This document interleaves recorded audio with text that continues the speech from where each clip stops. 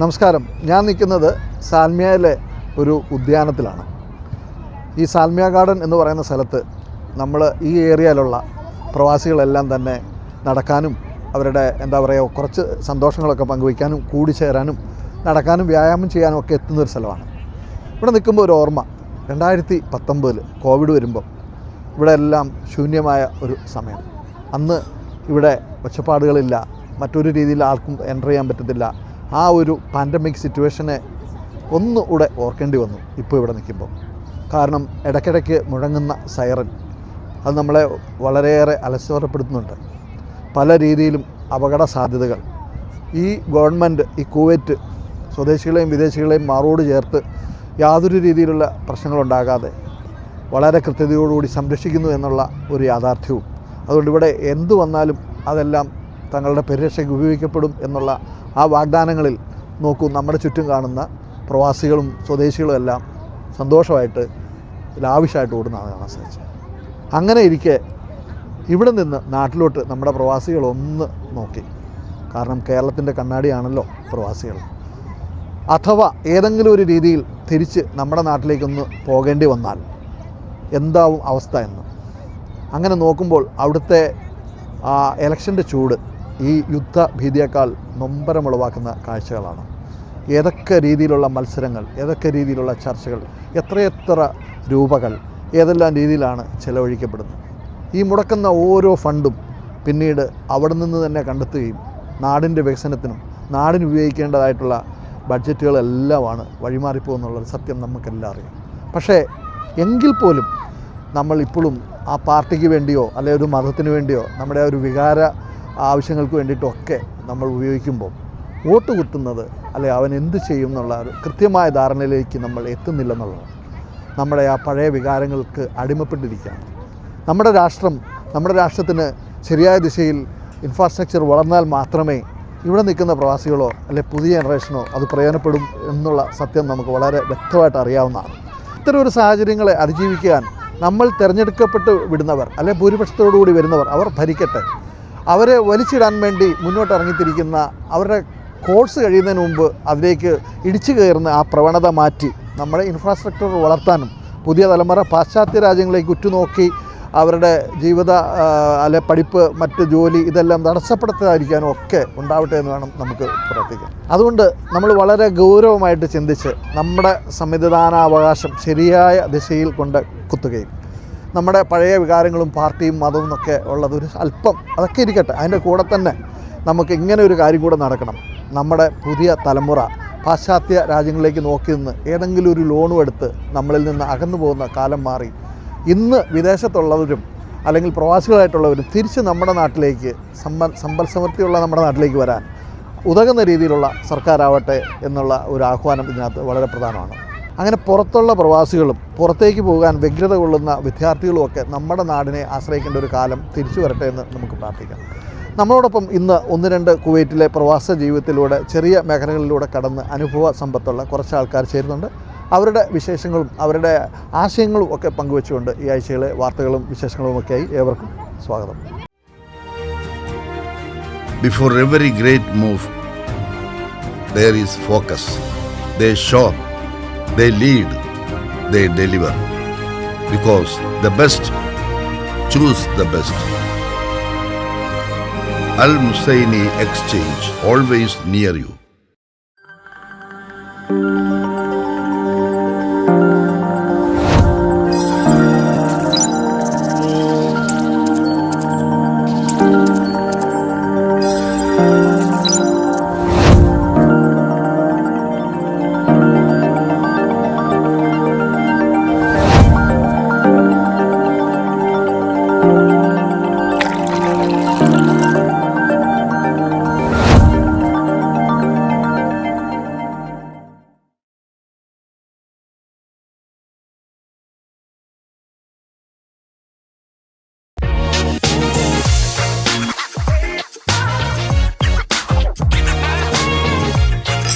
Flavor made for the squad. Carrot tastes better together. Dubai Karak Makani, the place of real Karak. നമസ്കാരം. നമസ്കാരം. നമ്മൾ നിൽക്കുന്ന ഒരു സ്ഥലം എന്ന് പറയുമ്പോൾ നമുക്ക് അല്ലേ ഒരുപാട് നൊസ്റ്റാൾജിയ. നമ്മുടെ കുഞ്ഞുങ്ങളെയൊക്കെ കൊണ്ടുവന്ന് സാൽമിയയിലെ ഒരു ഗാർഡൻ അല്ലേ, വളരെ ഫ്രഷ് ആയിട്ടുള്ള എയർ, മരുഭൂമിയിൽ നട്ടുവളർത്തിയ മരങ്ങളൊക്കെ കാണുമ്പം അല്ലേ.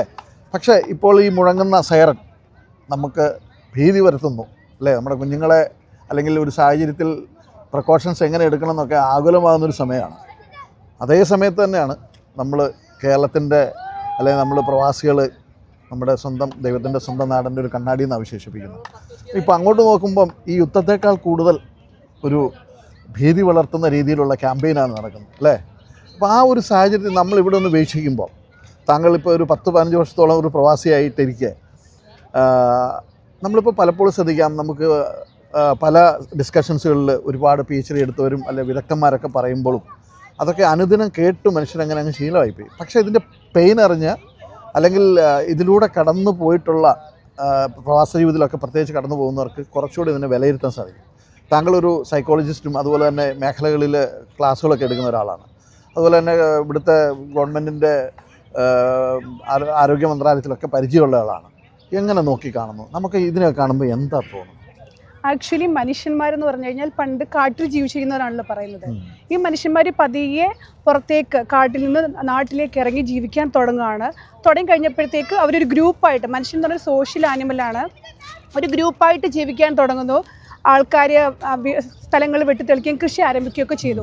അതിനുശേഷം അവരൊരു ഗ്രൂപ്പായി തുടങ്ങി കഴിഞ്ഞാൽ മനുഷ്യൻ്റെ ഒരു സൈക്കോളജിക്കലി വേറൊരു ഗ്രൂപ്പ് ഓഫ് മനുഷ്യനെ കാണുമ്പോൾ ഒരു ത്രെട്ടായിട്ടാണ് ഫീൽ ചെയ്യുന്നത്. അവർ നമ്മൾ പേടിക്കേണ്ട ഒരു സമൂഹമാണെന്ന രീതിയിൽ കാണുകയാണ്. അതിനാണ് ശരിക്കും പണ്ടത്തെ ഡാർവിൻ സിദ്ധാന്തത്തിൽ സർവൈവൽ ഓഫ് ദ ഫിറ്റസ്റ്റ് എന്ന് പറയുന്നത്. നമുക്ക് വേണ്ടിയിട്ട് മാക്സിമം നമ്മൾ ട്രൈ ചെയ്തിട്ട് മറ്റുള്ള ജയിച്ചെടുക്കുക എന്നുള്ളത്, ആ ഒരു രീതിയിലാണ് മനുഷ്യന്മാർ ശരിക്കും വന്നിരിക്കുന്നത്.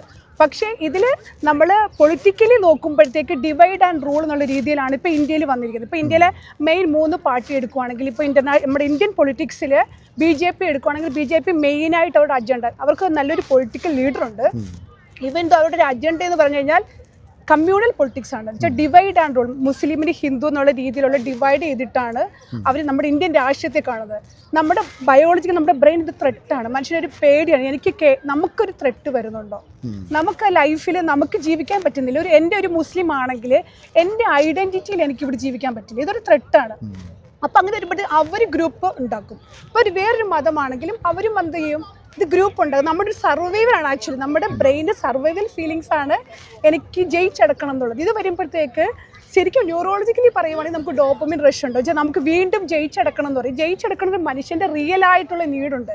ദാറ്റ് മീൻസ് ഇപ്പോൾ നമുക്ക് ബേസിക്കലി ഇപ്പോൾ ഇന്ത്യ എന്ന് പറയുന്ന രാജ്യത്താണെങ്കിലും നമുക്ക് ആക്ച്വലി വേണ്ടത് നമുക്ക് ഹെൽത്ത് സിസ്റ്റം വേണം. മനുഷ്യന് അത്യാവശ്യം വേണ്ടത് ആരോഗ്യ മേഖല നല്ലതായിരിക്കണം, നല്ല ഇൻഫ്രാസ്ട്രക്ചർ ഉണ്ടാവണം, നല്ല റോഡുകൾ ഉണ്ടാവണം, നല്ല എഡ്യൂക്കേഷൻ സിസ്റ്റം ഉണ്ടാവണം, പഠിച്ചവർക്ക് ജോലി ഉണ്ടാവണം. ഇതൊരു രീതിയിലാണ് നമ്മൾ ഇലക്ഷനെ നോക്കിക്കാണുന്നത്. പക്ഷേ ആ രീതിയിലല്ല ഇലക്ഷൻ നോക്കുകയാണ് നമ്മുടെ സ്ഥലത്ത്. ഇപ്പോൾ ഫോർ എക്സാമ്പിൾ എൻ്റെ കൊല്ലം ജില്ലയിലാണെങ്കിൽ എനിക്ക് അവിടെ കൃത്യമായ റോഡുകളുണ്ടോ. ഇപ്പോൾ എൻ്റെ ഫാദറിനോ മദറിനോ ഞാൻ നോക്കിക്കാണുന്നത് എൻ്റെ ഫാദറിനോ മദറിനോ പെട്ടെന്ന് ഹോസ്പിറ്റലിൽ എത്തണം, അതിന് വേണ്ട ഫെസിലിറ്റീസ് അവിടെ ഉണ്ടോ, അവിടെ ഹോസ്പിറ്റലിൽ ചെന്നാൽ പോലും ഗവൺമെൻറ്റിൻ്റെ ഹോസ്പിറ്റലിൽ നല്ല രീതിയിലുള്ള പരിരക്ഷ എനിക്ക് ലഭിക്കുന്നുണ്ടോ, എൻ്റെ കുട്ടികളുടെ എഡ്യൂക്കേഷൻ എങ്ങനെയാണ്, ആ ഒരു രീതിയിലാണ് നമ്മൾ നോക്കുന്നത്, റോഡ്, പാലങ്ങൾ. അപ്പോൾ റസിയ പരിണാമ സിദ്ധാന്തത്തിലേക്കൊക്കെ കടന്നുപോയി. കാരണം എനിക്ക് തോന്നുന്നത് അത്രയും ഡീപ്പായിട്ട് പോയാൽ ഇനി നമ്മുടെ നാടിന് നടക്കാൻ പറ്റുള്ളൂ എന്നാണ് എനിക്ക് തോന്നുന്നത്. എനിവേ നമ്മളിവിടെ ഇപ്പം LDFO BJP UDF ആര് ഭരണത്തിൽ വരും അല്ല ആര് വരണം എന്നൊക്കെ ഉള്ളൊരു ചിന്താഗതിയിലൂടെ അല്ല. ഒരു പ്രവാസിയെ സംബന്ധിച്ചിടത്തോളം അവനെ സംബന്ധിച്ചിടത്തോളം അവൻ്റെ നാടിനോടുള്ള സ്നേഹം, അല്ലെ അവൻ്റെ നാളെ തിരിച്ചു ചെന്നാൽ എൻ്റെ നാടവിടെ ഉണ്ട് എന്നുള്ള മനോഭാവം, അതൊക്കെയാണ് നമ്മൾ ചിന്തിക്കുന്നതും നമ്മൾ മറ്റുള്ളവർ അതിൻ്റെ ഒരു അഭിപ്രായ സർവേ ആണ് ഞാനിപ്പം ശരിക്ക് ചോദിക്കുന്നത്. ഇപ്പോൾ ഉദാഹരണത്തിന് ആരും വന്നോട്ടെ, വരുന്നവർ നന്നായിട്ട് ഭരിക്കട്ടെ. ഇപ്പം നമ്മുടെ വോട്ട് ചെയ്യുന്ന ആൾക്കാർക്കറിയാം അവരവരുടെ മേഖലകളിൽ നിന്ന് വരുന്ന ആളുടെ സ്വഭാവവും അല്ലെ അയാൾ എന്തൊക്കെ ചെയ്യുന്നുള്ളത്. ഇനിയും അത് തിരിച്ചറിയാൻ അവർക്ക് സാധിക്കുന്നില്ല. ഒരു പ്രത്യയശാസ്ത്രത്തിൽ മാത്രം ഓടുകയാണെങ്കിൽ ഈ പറഞ്ഞ ഒരു വിഭാഗം വീണ്ടും ഇതുപോലെ അണികളായിട്ട് വീതിച്ചു കൊടുക്കുന്നത് വാങ്ങിച്ച് വീട്ടിൽ പട്ടിണിയും ദാരിദ്ര്യവും റോഡുകളുടെ ഇല്ലായ്മകളും ഒക്കെ ഫേസ് ചെയ്യേണ്ടി വരും. അപ്പോൾ താങ്കളുടെ ദൃഷ്ടിയിൽ നമുക്കിതൊക്കെ കുറച്ചുകൂടെ ഒരു ബോധവൽക്കരണം എന്ന രീതിയിൽ, അതായത് ഇവിടെ നിന്ന് വീക്ഷിക്കുന്ന നമ്മൾ എങ്ങനെയൊക്കെ നമുക്കത് കുറച്ചുകൂടെ സാധാരണക്കാർക്ക് മനസ്സിലാകുന്ന രീതിയിൽ പോകാൻ പറ്റും? ജനാധിപത്യം എന്ന് പറഞ്ഞാൽ ജനങ്ങൾക്ക് വേണ്ടിയുള്ള ഭരണമാണല്ലോ. എന്ന് വെച്ചാൽ നമ്മളൊരു ഗ്രൂപ്പ് ഓഫ് ആൾക്കാരെ നമ്മൾക്ക് വേണ്ടി ഭരിക്കാൻ, നമുക്ക് നല്ല രീതിയിൽ റൂൾസുകൾ കൊണ്ടുപോകാൻ വേണ്ടിയിട്ടാണ് ജനാധിപത്യം. പക്ഷേ ജനാധിപത്യത്തിൻ്റെ ഐഡിയോളജി പാർട്ടിയിലേക്ക് മാറുന്നതാണ് പ്രശ്നം. പാർട്ടിയിൽ വരുമ്പോൾ ആ പാർട്ടിയെ ജയിപ്പിച്ചെടുക്കാൻ വേണ്ടിയിട്ട് എന്തൊക്കെയാണോ ചെയ്യാൻ കഴിയുന്നത് അത് അവർ ചെയ്യുന്നുണ്ട്. മാത്രവുമല്ല, അപ്പോൾ ഒരു പാർട്ടിയിൽ വരുന്ന ഒരാൾ, ആ ഒരു വ്യക്തി പാർട്ടി പറയുന്നതാണോ അതോ ജനാധിപത്യത്തിലാണോ ഊന്നിയാണോ വർക്ക് ചെയ്യുന്നത് നമ്മൾ നോക്കേണ്ടതുണ്ട്. ഫോർ എക്സാമ്പിൾ, ഇപ്പം LDF ആയാലും ശരി, UDF ആയാലും ശരി, BJP ആയാലും തന്നെ അവർ ജനാധിപത്യ മൂല്യങ്ങൾക്കാണോ വില കൽപ്പിക്കുന്നത്, ഇന്ത്യൻ ഭരണഘടനയ്ക്കാണോ വില കൽപ്പിക്കുന്നത്, അതോ പാർട്ടി പറയുന്ന മൂല്യങ്ങൾക്കാണോ വില കൽപ്പിക്കുന്നത് നോക്കേണ്ടതുണ്ട്. അത് ഇമ്പോർട്ടൻറ്റ്. കാരണം നമ്മൾ ഇന്ത്യൻ ഭരണകൂടത്തിന് നമ്മൾ പാർട്ടിക്ക് അതീതമായിട്ട് കുറച്ചുകൂടെ വാല്യൂ ബേസ്ഡ് ആയിട്ട് വോട്ട് ചെയ്യാൻ ഒരു മനസ്കത വന്നാൽ തീർച്ചയായിട്ടും നമുക്ക് ഈ പറഞ്ഞ ഒരു അടിച്ചമർത്തൽ അല്ലെങ്കിൽ അതിനുവേണ്ടി തന്നെ പോകണം എന്നുള്ള പ്രവണത മാറുകയും കുറച്ചുകൂടെയൊക്കെ ആധിപത്യം സ്ഥാപിക്കാൻ കഴിയുമെന്ന് തോന്നുന്നുണ്ടോ? ഒരു സൈക്കോളജിക്കൽ വ്യൂ പോയിന്റിൽ സാർ ഞാൻ പറയുവാണെങ്കിൽ നമ്മുടെ ബ്രെയിന് 2 ഭാഗങ്ങളുണ്ട്. ഒരു ഭാഗം നമ്മുടെ ഇമോഷണൽ ഭാഗമാണ്, നമ്മുടെ സങ്കടങ്ങളും വിഷമങ്ങളും നമ്മുടെ സന്തോഷവും നമ്മുടെ ക്രോധവും ഇതെല്ലാം ചേരുന്ന ഒരു ഭാഗമുണ്ട് ഇമോഷണൽ പൈ. ഫോർ എക്സാമ്പിൾ, നമ്മളൊരു കലക്ക വെള്ളം, ഒരു വെള്ളം ഇങ്ങനെ കലങ്ങിക്കിടക്കുകയാണെങ്കിൽ നമുക്ക് അടിയിലുള്ള സാധനങ്ങൾ ഡീപ്പായിട്ട് കാണാൻ പറ്റില്ല. നമുക്ക് ലോജിക്കൽ തിങ്കിങ് ഉണ്ട്. ഇലക്ഷൻ വരുമ്പോഴെന്താ സംഭവിക്കുന്നത് പറഞ്ഞാൽ നമ്മുടെ ലോജിക്കൽ തിങ്കിന് കംപ്ലീറ്റ്ലി ഷട്ട് ചെയ്തിട്ട് മതവും മറ്റു പല കാര്യങ്ങളും എടുത്തിട്ടിട്ട് ആൾക്കാരെ വികാരപരമായിട്ട് ഉദ്ദേശിപ്പിക്കും. അപ്പോൾ വികാരം വരുമ്പോഴത്തേക്ക് ആൾക്കാർക്ക് എന്താ സംഭവിക്കുക, അവർക്ക് ലോജിക്കലായിട്ട് തിങ്ക് ചെയ്യാൻ പറ്റാതെ കറക്റ്റ് ആൾക്കാർക്ക് വോട്ട് ചെയ്യാൻ പറ്റാതാകുകയും ചെയ്യുന്നുണ്ട്. ഈ ഒരു രീതിയാണ് നമുക്ക് ശരിക്കും പറഞ്ഞാൽ വാല്യൂ ബേസ്ഡ് ആയിട്ടുള്ള ഇലക്ഷനിലൂടെ ആൾക്കാർ ചെയ്യേണ്ടത്. അജിത് നമസ്കാരം. നമസ്കാരം. അജിത് തോമസ് അല്ലേ? അജിത് തോമസ്. ഈ താങ്കളുടെ സ്വദേശം? ഞാൻ മാവേലിക്കരക്കാരനാണ്. Mavelikkara.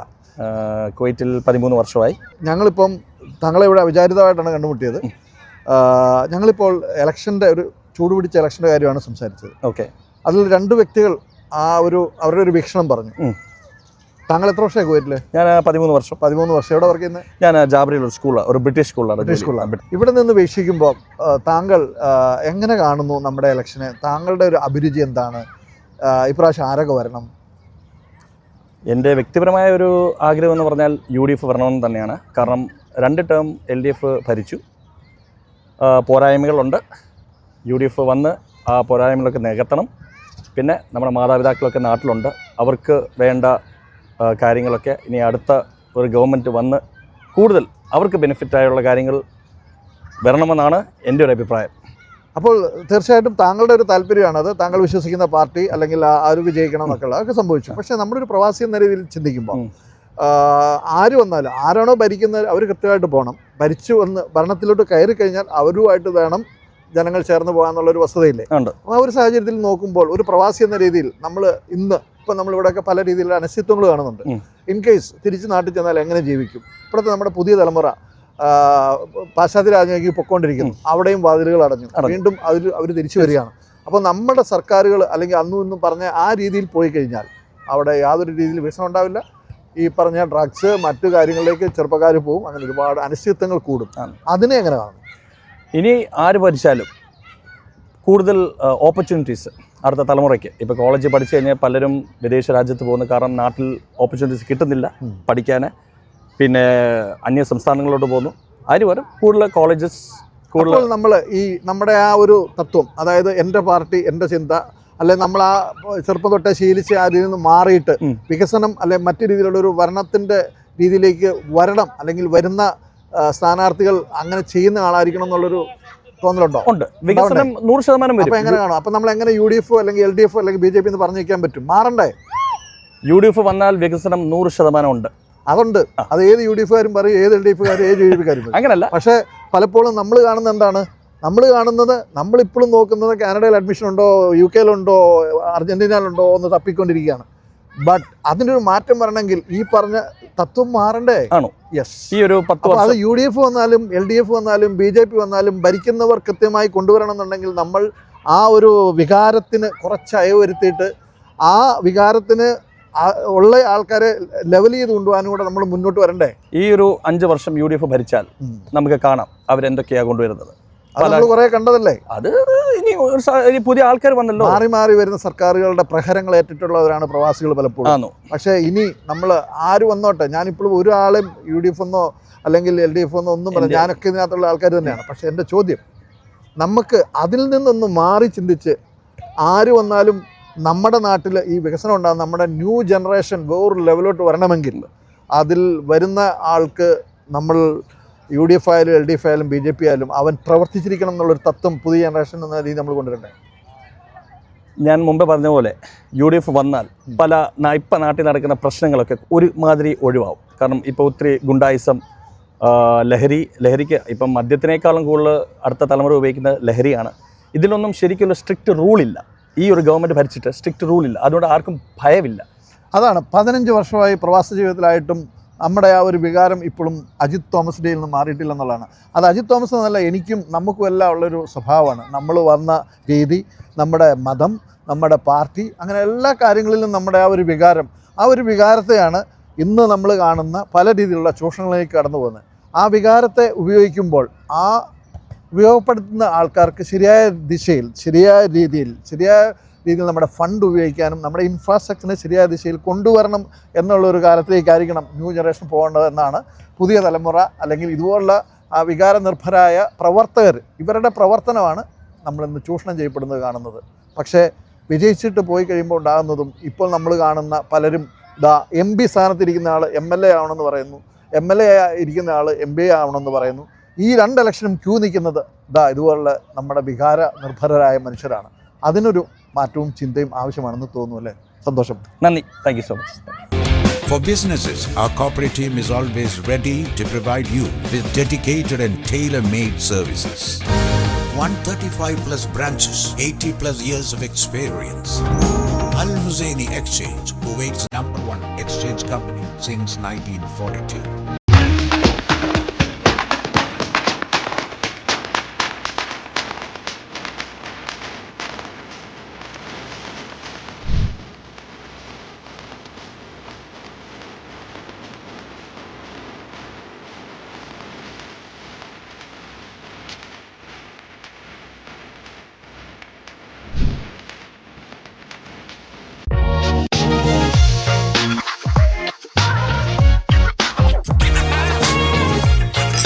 Flavor made for the squad. Carrot tastes better together. Dubai കറക്കു മക്കാനി, ദി പ്ലേസ് ഓഫ് റിയൽ കറാക്ക്. രശ്മിജി നമസ്കാരം. നമസ്കാരം. എനിക്ക് തോന്നുന്നത് 5 വർഷം മുമ്പ് കഴിഞ്ഞ ഇലക്ഷന് ഇതുപോലെ ഒരു ചർച്ചയ്ക്ക് ശേഷം വീണ്ടും ഞങ്ങൾ ഒന്നിക്കുകയാണ്. കാരണം നമ്മളിവിടെ ഒരുപാട് ആൾക്കാരുമായിട്ട് ചർച്ചകൾ നടത്താറുണ്ട്. നമ്മൾ അനുദിനം കാണുന്ന TVകളിലൂടെ ഈ ചർച്ചകളാണ്. വിദഗ്ധന്മാരുടെയും PhD എടുത്തവരുടെയും ഒരുപാട് ആൾക്കാരുടെ ആ ഇൻട്രാക്ഷൻസിലൂടെ നമ്മൾ കടന്നു പോകുമ്പോൾ പലപ്പോഴും സാധാരണക്കാരൻ്റെ ഒരു ശബ്ദം അല്ലെങ്കിൽ അവൻ്റെ വികാരം ശരിക്കും നമുക്കും അറിയാൻ പറ്റുന്നില്ല, പ്രേക്ഷകർക്ക് കൊടുക്കാൻ പറ്റുന്നില്ല. അങ്ങനെ പല കാരണങ്ങളുണ്ട്. അതുകൊണ്ട് തന്നെ നമ്മൾ ഇതുപോലെ ഈ പരിചയസമ്പന്നരായ കുറച്ച് അനുഭവങ്ങളിലൂടെ കടന്നുപോയ അദ്ദേഹം അധ്യാപികയാണ്. ഇപ്പോൾ എനിക്ക് തോന്നുന്ന പല മേഖലകളിൽ ജേർണലിസ്റ്റ് ഉള്ള ആളാണ്. അപ്പം ഈ ഒരു കാഴ്ചപ്പാട് ഇപ്പോൾ നമ്മൾ നിൽക്കുന്ന ഒരു അവസ്ഥ, അതായത് ഇപ്പോൾ നമ്മളിവിടെ നിൽക്കുമ്പോൾ തന്നെ സൈറൻ മുഴങ്ങുന്നുണ്ട്, അല്ലെ പല രീതിയിലുള്ള അപകട സാധ്യതകൾ നമ്മൾ കാണുന്നുണ്ട്. ഒന്നും വരില്ല എന്നാൽ പോലും അതേ സ്ഥലത്ത് നിന്നുകൊണ്ട് നമ്മുടെ നാട്ടിലോട്ട് ഇങ്ങനെയൊക്കെ ഏതെങ്കിലും ഒരു സാഹചര്യത്തിൽ വീണ്ടും നാട്ടിൽ പോയി നമുക്ക് ജോലി കണ്ടെത്തേണ്ട ഒരു സാഹചര്യം വന്നാൽ എന്ത് ചെയ്യുമെന്ന് പ്രവാസി ചിന്തിക്കുന്ന ഒരു സമയം കൂടിയാണ്. അപ്പോൾ താങ്കൾ ഇപ്പോൾ കാണുന്ന നമ്മുടെ നാട്ടിലോട്ടൊന്ന് വീക്ഷിച്ചാൽ ഒരു ഇലക്ഷൻ്റെ ചൂടാണ്.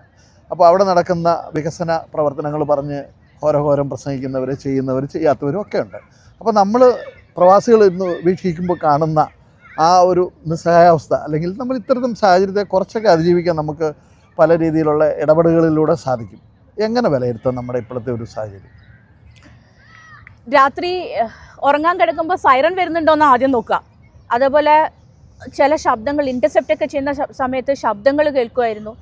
ഇപ്പോഴും കേൾക്കാം, എങ്കിലും അതൊരു എന്താ പറയുക, അതൊരു ശീലമായി പോയി പ്രവാസികൾക്ക് എന്ന് പറയാം കഴിഞ്ഞ 2 ആഴ്ചയായിട്ട്.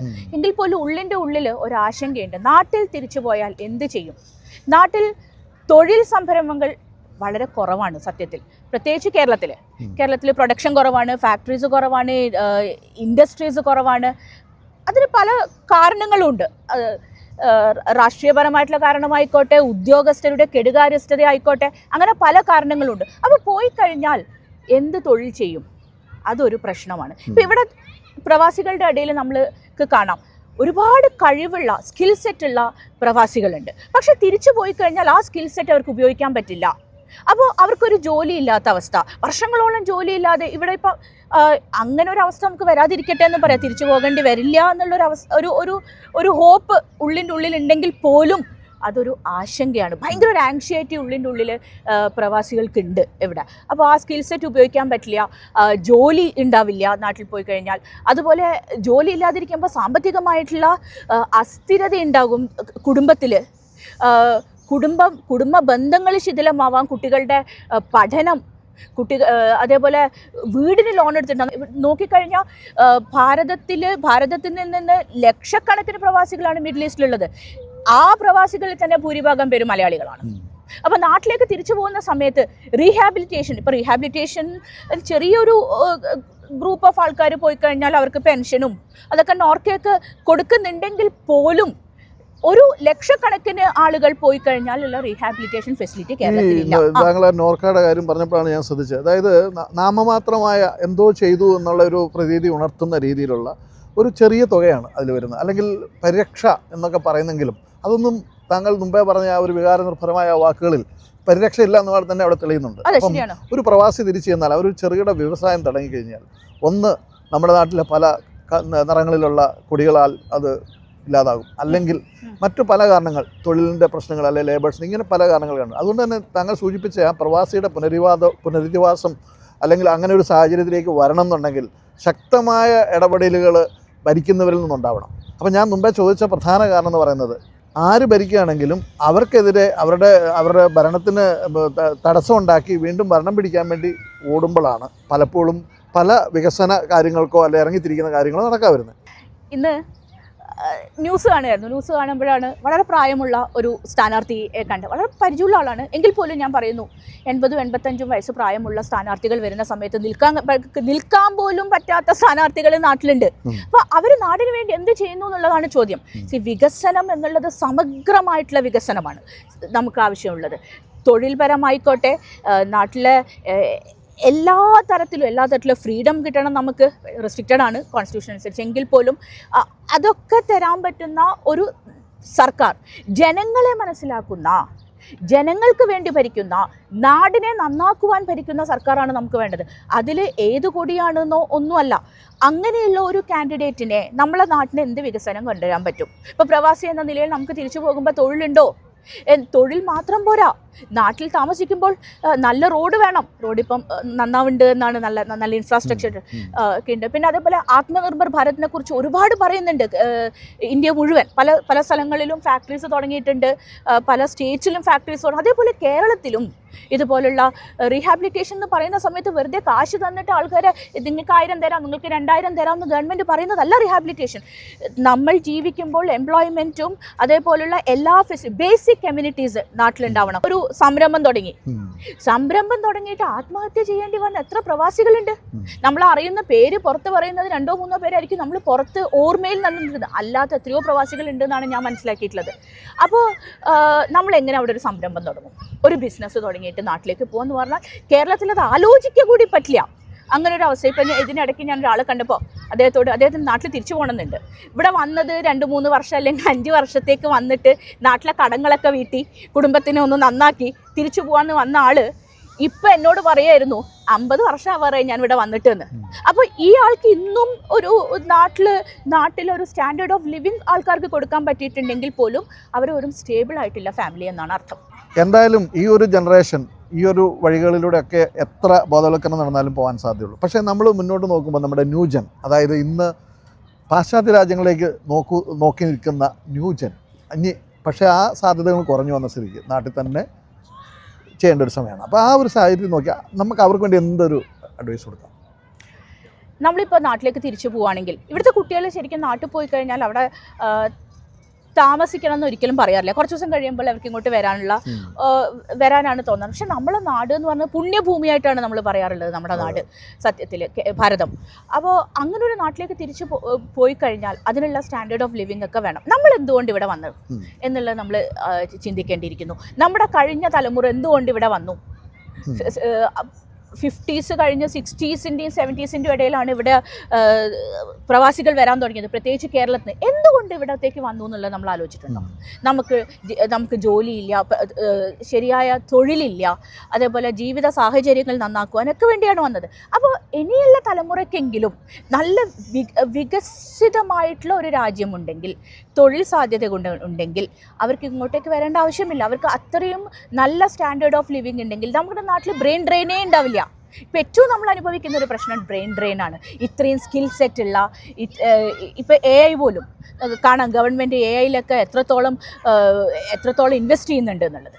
അപ്പോൾ പുതിയ ടെക്നോളജികളും ഒക്കെ നമ്മുടെ ഗവൺമെൻറ് ഒരുപാട് ഇൻവെസ്റ്റ് ചെയ്യുന്നുണ്ട്, കേന്ദ്ര ഗവൺമെൻറ് ഒരുപാട് ഇൻവെസ്റ്റ് ചെയ്യുന്നുണ്ട്. പക്ഷേ ആ ഇൻവെസ്റ്റ്മെൻറ്റ് കേരളത്തിൽ വരണമെന്നുണ്ടെങ്കിൽ അതിന് പറ്റുന്ന ഒരു സർക്കാർ കേരളത്തിൽ ഉണ്ടാവണം. ഹോർമോസ് കടലിടുക്കിലൂടെ കപ്പലുകൾ കടത്തിവിട്ട നമ്മുടെ പ്രധാനമന്ത്രിക്ക് താങ്കൾ പറഞ്ഞ ആഗ്രഹങ്ങൾ നിർവഹിക്കാൻ സാധിക്കുമോ? നമ്മുടേത് ഒരു ഡീസെൻട്രലൈസ്ഡ് ആയിട്ടുള്ള ഒരു ഗവൺമെൻറ്റാണ്. നമ്മുടെ ഡീസെൻട്രലൈസ്ഡ് ആയിട്ടുള്ള ഗവൺമെൻറ്റിൽ നമ്മുടെ പ്രധാനമന്ത്രി ഇതിന് ശ്രമിക്കുന്നില്ല എന്നല്ല. പ്രധാനമന്ത്രി മാത്രം ശ്രമിച്ചുകൊണ്ടോ അല്ലെങ്കിൽ ഒരു കേന്ദ്രം മാത്രം ശ്രമിച്ചുകൊണ്ടോ കേരളത്തിൽ ഒരു വികസനം വരണമെന്നില്ല. അതിലേക്ക് ഡീസെൻട്രലൈസ്ഡ് ആയിട്ടുള്ള ഗവൺമെൻറ് ആയതുകൊണ്ട് താഴെ തട്ടിലുള്ള രാഷ്ട്രീയ നേതാക്കൾ മുതൽ എല്ലാവരും രാഷ്ട്രീയം മറന്ന് ജനങ്ങൾക്ക് വേണ്ടി അടുത്ത തലമുറയെങ്കിലും ഈ നാട്ടിൽ നിന്ന് ബ്രെയിൻ ഡ്രെയിൻ ഇല്ലാതെ ഈ തലമുറയ്ക്ക് അവിടെ പോയി താമസിക്കാൻ കഴിയണം, അതിനുള്ള ജീവിത സാഹചര്യം ഉണ്ടാവണം.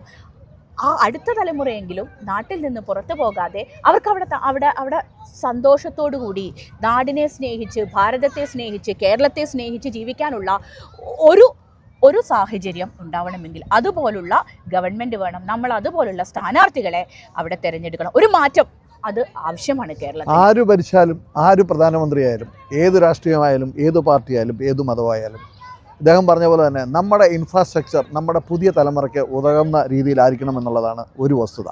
നമുക്ക് കാണാം, നമ്മൾ ലോകരാജ്യങ്ങളിൽ നോക്കിയാൽ ഏത് മുക്കിലും മൂലയിലും ചെന്നാലും മലയാളികളില്ലാത്ത ഒരു പ്രസ്ഥാനങ്ങളുമില്ല. അപ്പോൾ സ്വാഭാവികമായിട്ടും നമ്മുടെ കെട്ടുറപ്പ് എന്നും വലുത് തന്നെയാണ്. അപ്പം ഇതെല്ലാം മറന്ന് ഈ രാഷ്ട്രീയതയും മറ്റു രീതിയിലുള്ള എല്ലാ കാര്യങ്ങളും മാറ്റിവെച്ച് നിന്നുകൊണ്ട് ഭരിക്കാൻ വരുന്നവരും ഭരിക്കാൻ വരേണ്ടവർ ആരാണെന്നും ഏതൊക്കെ രീതിയിൽ അവർ നമുക്ക് വേണ്ടി പ്രവർത്തിക്കും എന്നുള്ളൊരു ബോധം ടോപ്പ് ടു ബോട്ടം ആൾക്കാർക്കിടയിൽ ഉണ്ടാവട്ടെ എന്ന് ആശംസിച്ചുകൊണ്ട് തൽക്കാലം വിടാം. ജയ് Hind.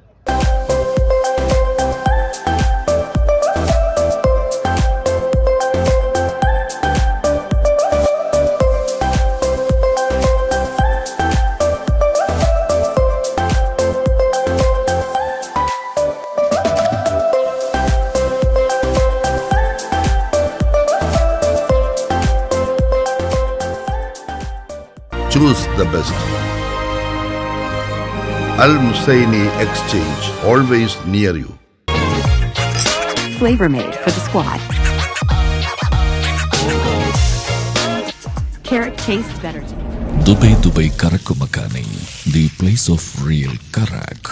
Lulu, where the world comes to shop. Highway Center, a complete family shopping experience. Live Pure, crafted for your well-being.